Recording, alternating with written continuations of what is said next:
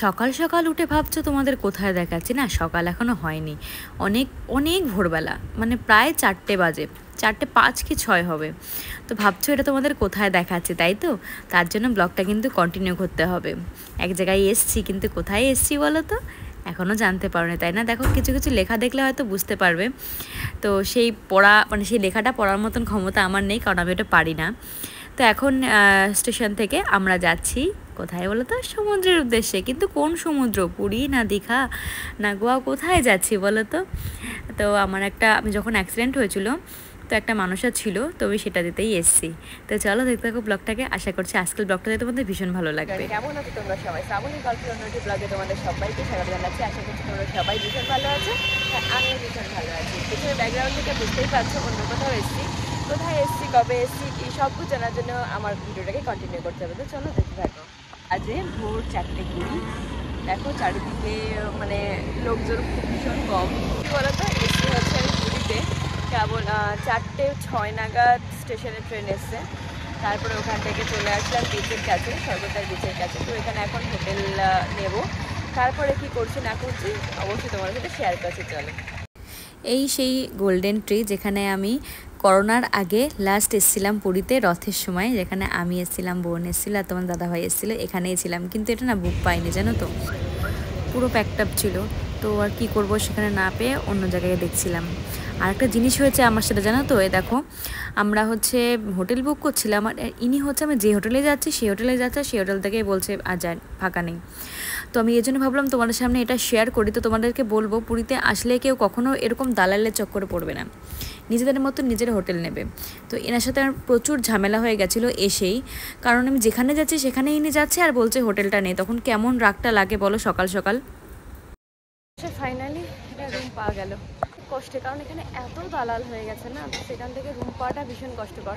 আমি যেখানে যাই মোটামুটি রুম বুক করে যাই মেক মাই ট্রিপ থেকে, কিন্তু এখানে আমি কেন কিসের জন্য রুমটা বুক করেছিলাম না জানি না। আর এখানে এসে সেই পৌঁছেছি 4:06 নেমেছে।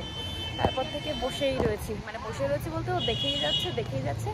অ্যাটলিস্ট একটা পাওয়া গেল। তো চলো এবার একটু বাজে এখন কটা বাজে, 6:05, 7টার সময় রুম দেবে, কারণ গেস্ট রয়েছে, তারা যাবে। তারপরে ততক্ষণ এখানে বসে থাকি আর একটুখানি সমুদ্র দেখে নিই। আমার সাথে তোমরা একটু দেখে নাও, যাবো একটু করে বিচের দিকে যাবো, একটু চা খাবো ভাবছি। তো চল চা যাই।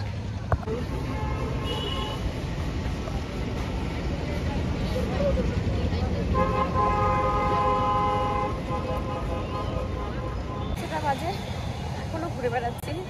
রুমটা পাবো, তারপরে স্নান করবো, স্নান করে যাবো পুজো দিতে। সেখানে আমি এখনও কিছু খাওয়া দাওয়া করিনি। দাদা একটা জিনিস তোমাদেরকে দেখাচ্ছি। এখানে কুকুর তিনটে এত সুন্দর খেলা করছিল না, তো দেখে ভাবলাম যে তোমার সাথে একটু শেয়ার করি, কারণ আমি বিড়াল কুকুর ভীষণ ভালোবাসি। আমাদের বাড়িতেও বিড়াল ছিল, কুকুর ছিল, তো ভাবলাম তোমাদের সাথে একটু শেয়ার করি। হোটেলের একটা বারান্দা টাইপের আছে, ওখানে এসে বসে রয়েছি। 7টায় দেবে, 6:50 বাজে, 10 মিনিট একটু পেয়ে যাই, তাহলে একটু রেস্ট করতে পারবো। রেস্ট করবো না, স্নান করে না ঘুরতে চলে যাবো। আজকে একটু উদ্দেশ্যে মেন এসছি, দিকে যাবো। তোমাদের সামনে একটু দেখাই, দাঁড়াবো।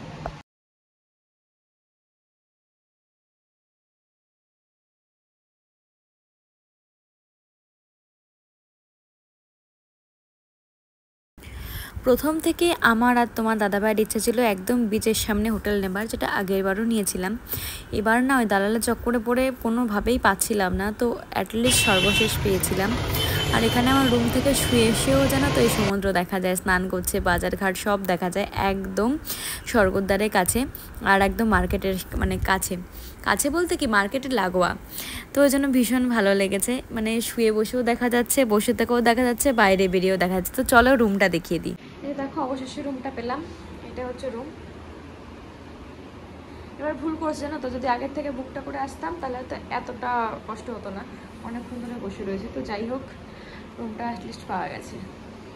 এখন রেডি হয়ে গেছি, এটা পরলাম, এনেছে অনেকগুলোই, তো ভাবলাম এটা ধোয়ার কাছে রয়েছে, এটাই পরি। তো চলো এখন গিয়ে পুজোটা দিয়ে আসি। আগে মেন যে উদ্দেশ্যে আমার এখানে আসা, আগে হচ্ছে পুজো দেওয়া জগন্নাথ দেবের মন্দিরে থেকে ঘুরে আসবো, পুজো দিয়ে আসবো, এটাই হচ্ছে আমার প্রথম লক্ষ্য ছিল। তাই এসে আমি একটু লেট করে নিয়ে স্নান করে ফ্রেশ হয়ে বেরিয়ে গেছি পুজো দেওয়ার জন্য। আর সত্যি ওখানে পুজো দিয়ে এত শান্তি লেগেছে আমার, যেটা আমার অন্যবার এসেও লাগেনি। তো সত্যি এখন মনে হচ্ছে জয় জগন্নাথও রয়েছে বলেও আমি ফিরে আসতে পেরেছিলাম। সব ঠাকুরের মিলিত ইচ্ছাতে আমি হয়তো ফিরে আসতে পেরেছি। তার কারণ আমার এরকম অবস্থা হয়েছিল, কেউ বলতে পেরেছিল না আমি ফিরে আসতে পারবো। এমনকি ডাক্তার যখন 72 ঘন্টা সময় দিয়েছিল, তখনও মানে সবাই ভেবেছিল যে আমি হয়তো আর ফিরবো না। কিন্তু সর্বশেষ দেখো আমি চলেও এসেছি, আর তোমাদের সামনে ফিরেও এসেছি। আর এখন চলে এসেছি আমি মন্দিরে। এখানে চলো এবার পুজোটা দিয়ে নেওয়া যাক। পুজো দেওয়া হয়ে গেছে, এখনো সকাল থেকে কিছু খাওয়া দাওয়া করিনি। একটু মন্দিরটা ঘুরে নেই, তোমাদেরকে একটু দেখে নিই, তারপরে আর সব কিছু করবো। সুন্দরভাবে ভেতরে ঢুকে আমি দর্শন করেছি, দেখাচ্ছি দাঁড়াও।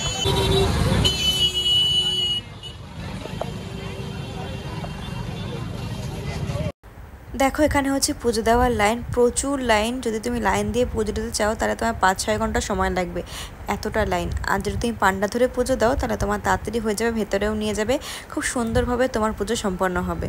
এবার তুমি যেরকমভাবে চাও সেরকমভাবে পুজো তুমি দিতে পারো। তো দেখো খাওয়া দাওয়া করতে চলে এসেছি। এটা হচ্ছে 13 পার্বণ রেস্টুরেন্ট। শুনেছি মোটামুটি ভালো, এবার কতগুলো কি ভালো খাবার আসুক তারপর তোমাদেরকে বলতে পারবো। ভীষণ খেতে বেঁচে সকাল থেকে কিছু খাইনি, তো চলো আগে খাওয়া দাওয়া করবো।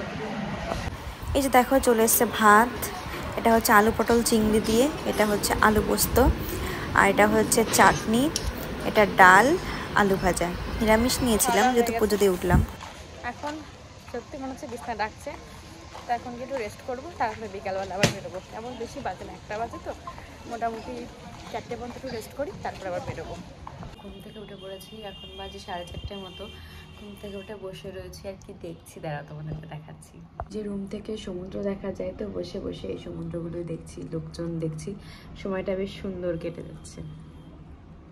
এই যে দেখো একদম মার্কেটের ওপরে আর সি বিচের সামনে, রুমটাও বেশ সুন্দর, একেবারে খারাপ না, এবার যে ভীষণ ভালো সেটাও না, কিন্তু বেশ ভালো, মোটামুটি চলে যাওয়ার মতন। তো দেখো এখনো জানো তো সবাই স্নান করছে, 4:30 বাজতে গেল, তবু দেখো এখনো কিরকম স্নান করছে সবাই। সমুদ্রের ধারে যাবো আর সন্ধ্যাবেলা হলে মাছ ভাজা খাবো না, সেটা আবার হয় নাকি? দেখো এখানে প্রচুর রকমের মাছ রয়েছে, তার মধ্যে এবারও একটা মাছ নিয়ে নিয়েছিলাম। যখন চেন্নাই গেছিলাম তখন একটা মাছ খেয়েছিলাম, সেটারও নাম জানি না, এখন যেটা খাচ্ছি সেটাও জানি না। দেখো মাছগুলো সুন্দরভাবে সাজিয়ে রেখেছে, এখানে ধুয়ে ধুয়ে এরকমভাবে তুলে তুলে রাখছে। আর হচ্ছে কাঁকড়া এগুলো। সন্ধ্যাবেলা ভীষণ বৃষ্টি হচ্ছিলো, যার জন্য তোমাদের সাথে কিছু শেয়ার করিনি। আমি ঘরে এসে বসেছিলাম, তারপরে হালকা একটু গিয়েছিলাম খাওয়া দাওয়া করতে, তো সেটাও আর শেয়ার করিনি, কারণ এত বৃষ্টির মধ্যে তোমরা কী শেয়ার করবো।